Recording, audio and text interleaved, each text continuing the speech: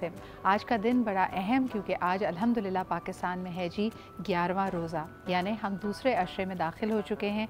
ये अशरा है इस्तग़फ़ार का अशरा, जिसमें हम अल्लाह ताला से अपनी ख़ताओं पे, अपनी गुनाहों पे शर्मसार होते हैं, माफ़ी के तलबगार होते हैं। और यकीनन ये एक ऐसी दुआ है जो हर लम्हे हमारे लबों पे होनी चाहिए। हमें नहीं पता कि हमें अगला लम्हा किस तरीके से मिलेगा, अगला रमज़ान हमें नसीब होगा या नहीं। तो जो कुछ है वो आज है, अभी है, जिससे हम अपनी रियलिटी को क्रिएट कर रहे हैं।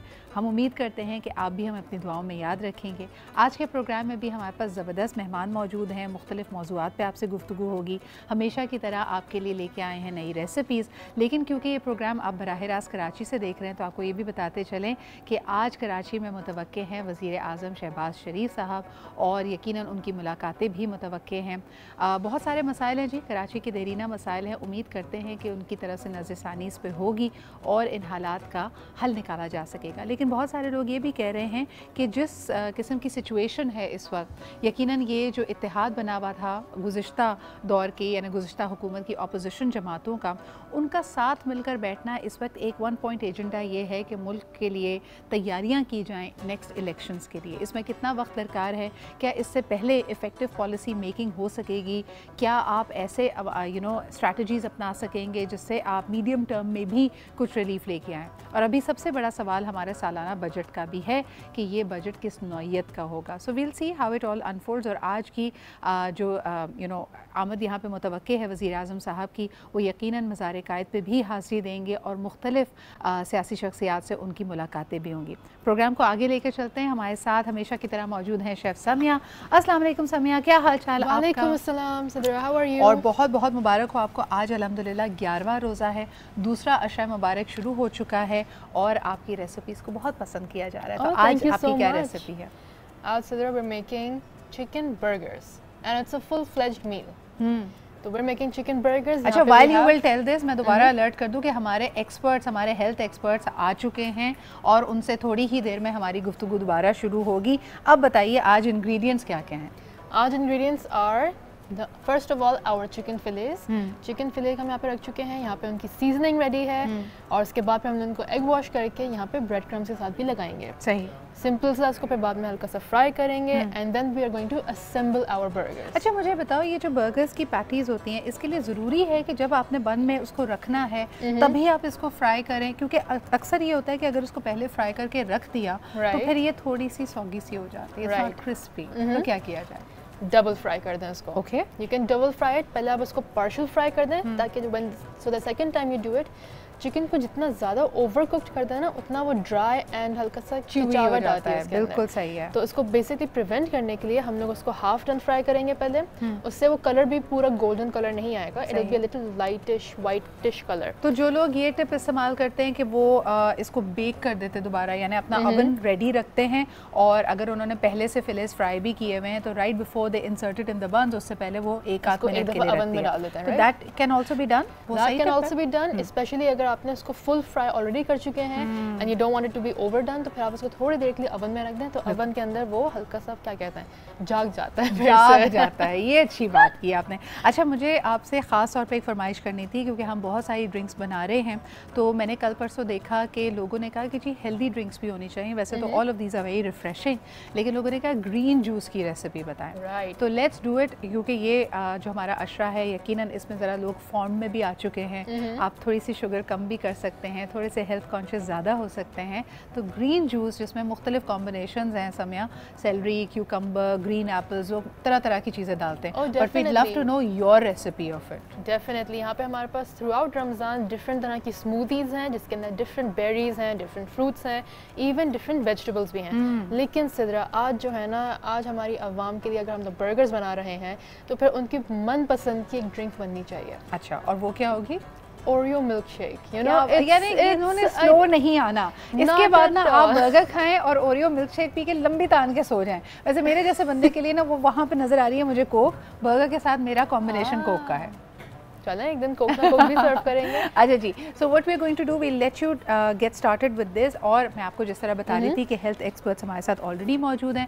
हमेशा की तरह हमारे साथ मौजूद है आगा अब्बास साहब, जो कि तिब्बे नबवी से हमारी रहनुमाई करेंगे। आपके साथ तशरीफ़ रखती हैं रानी आपा, उनसे भी हम ज़बरदस्त टिप्स लेंगे। And of course we also have with us doctor Nayyar Jabeen, जो कि कंसल्टेंट फिजिशियन हैं, कार्डियोलॉजिस्ट भी हैं। बहुत शुक्रिया आपकी यहाँ आमद का।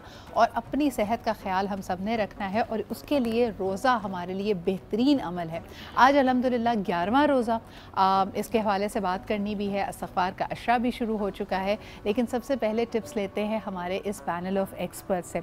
आज की जो हमारी जो टॉपिक है वो है अमराज़ क़ल्ब, जिसमें यकीनन डॉक्टर नैयर भी हमारी रहनुमाई करेंगी। डॉक्टर नैयर, जो लोग डायबिटीज़ का शिकार होते हैं उनके लिए बहुत इन्फॉर्मेशन अवेलेबल है कि वो रोज़ा रख सकते हैं, नहीं रख सकते, लेकिन दिल के आर्ज़े में जो लोग मुब्तला हैं और कभी कभार उनको यकायक रोज़े की हालत में पैल्पिटेशन होने लगती है, या अद्वियात का उनको ख्याल रखना पड़ता है, बीपी राइज़ कर जाता है, उनके लिए कोई ख़ास इंस्ट्रक्शंस? जी बिल्कुल सिद्रा, सबसे पहले तो आपने बिल्कुल ये सही कहा कि डायबिटीज़ के हवाले से तो बहुत इन्फॉर्मेशन अवेलेबल है, लेकिन अनफॉर्चुनेटली कार्डियक डिजीज़ और रमज़ान के हवाले से इतनी इन्फॉर्मेशन अवेलेबल नहीं है।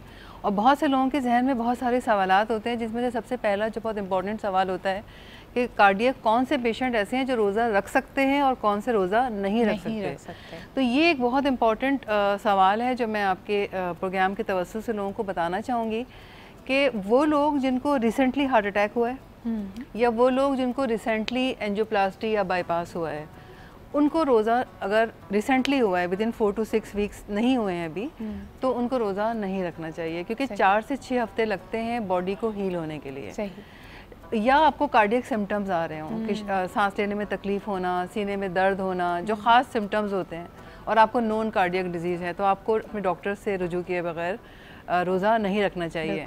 अभी आपने पैल्पिटेशंस की बात की, तो मैं ये ज़रूर हाईलाइट करना चाहूँगी कि वो लोग जिनको एरिथमियाज़ होते हैं, जिसमें वो कई तरह के होते हैं, या वो लोग जो बहुत हाई डोज में, हैवी डोज में डायूरेटिक्स ले रहे हैं। डायूरेटिक्स वो मेडिसिन होती हैं सिद्रा जो कि हम एक्स्ट्रा पानी का जी बिल्कुल बॉडी से, अगर हार्ट फेलियर में भी है, अगर आपका बॉडी वाटर रिटेंशन पे गया हुआ है, तो हमेशा आप डायूरेटिक्स लेते हैं ताकि ये एक्स्ट्रा पानी बॉडी से निकल जाए। तो वो लोग जो हैवी डोज में ले रहे हैं डायूरेटिक्स या एरिथमियाज हैं, उनको अपने डॉक्टर से ज़रूर कंसल्ट करना चाहिए उसके बगैर, क्योंकि आपको पता है रोज़े में अगर किसी भी वजह से नमकियात की कमी या ज़्यादती हो जाए, डिहाइड्रेशन हो जाए, तो वो ऐसे पेशेंट्स के लिए सही नहीं होती है। अच्छा, कई लोग जिनकी अगर कोई हार्ट हिस्ट्री है तो उनके घर वाले हर वक्त मोहतात भी रहते हैं, तैयार भी रहते हैं, लेकिन यकीनन हम नहीं चाहेंगे कि कोई नागहानी सूरत हाल रोज़े के हालत में हो।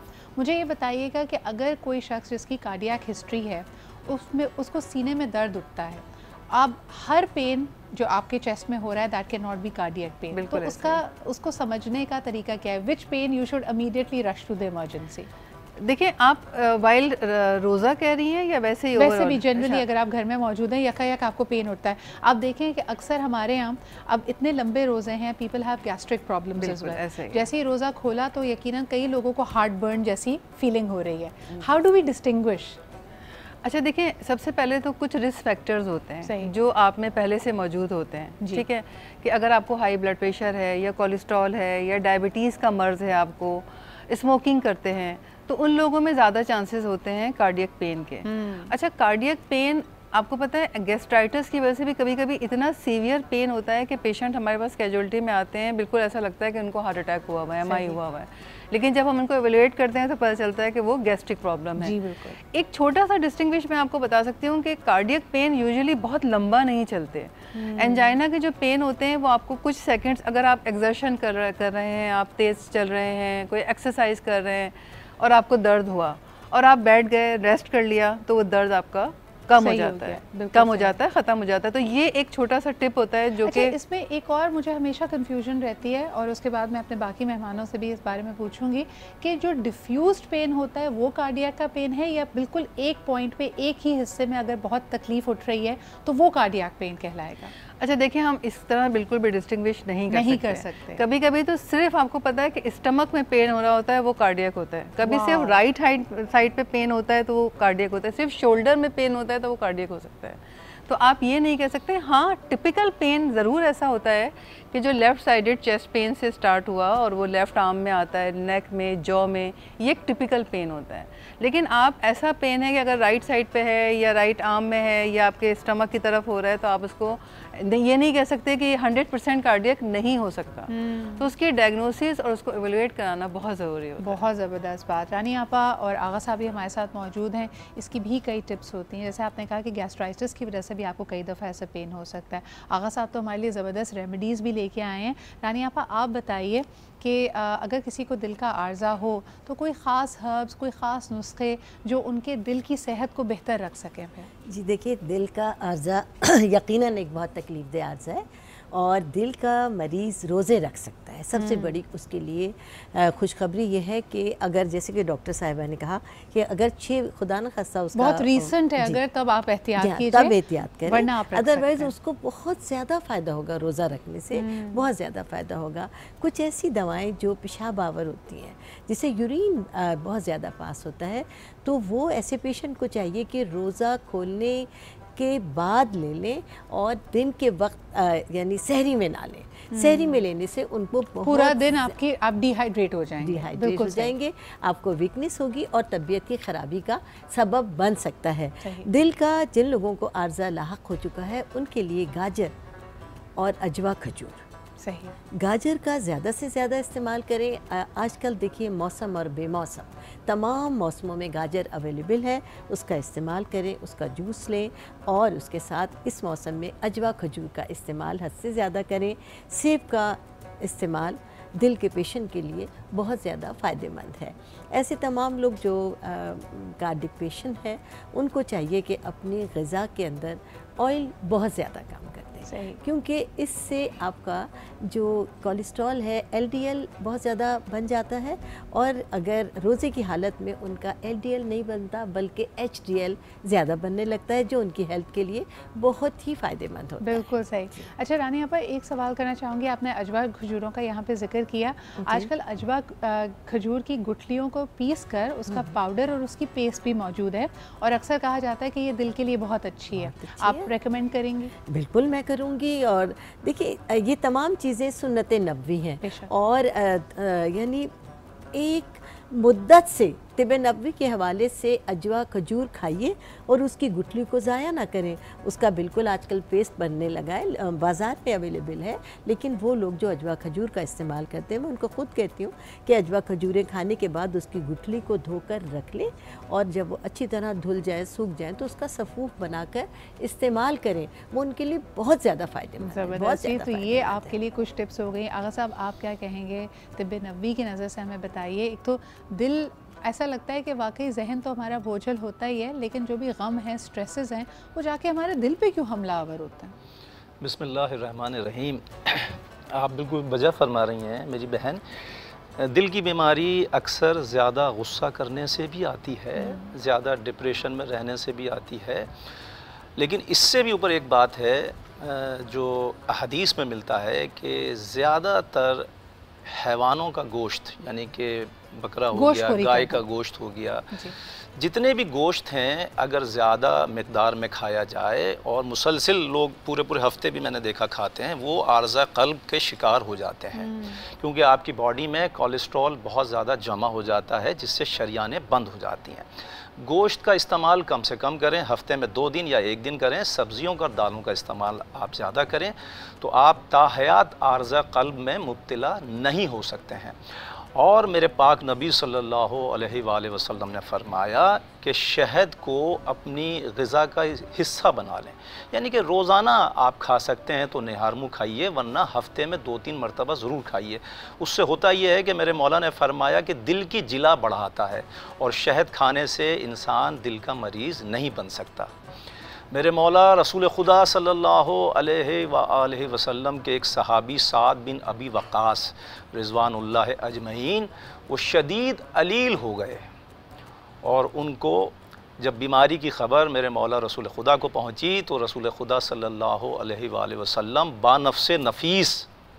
बानफ़्स नफ़ीस उनकी आयादत के लिए उनके घर तशरीफ़ ले गए और मेरे मौला ने उनके सीने पे ऐसे हाथ रखा और हाथ रखने के बाद मेरे मौला ने फरमाया कि साथ तुम्हें आर्ज़ क़ल्ब लाहक हो चुका है और तुम्हारे तबीब को चाहिए कि 7 दाने अजवा खजूर के गुठली समीत, मतलब क्वांटिटी देखिए आप, अगर आप पिसा हुआ यहाँ से लेते हैं तो आपको क्वांटिटी का पता नहीं होगा, आप मिक्स करेंगे, क्वांटिटी ज़्यादा हो सकती है, कम भी हो सकती है, लेकिन मेरे मौला ने नुस्खा तजवीज़ फरमाया कि 7 दाने अजवा खजूर के गुठली समीत और गूदे के साथ कूट कर उस तबीब को चाहिए कि तुम्हें खिलाए, उससे तुम्हारा ये आर्ज़ क़ल्ब दूर हो जाएगा। और ऐसा ही हुआ, तारीख़ गवाह है कि उनका आर्ज़ क़ल्ब दूर हो चुका था।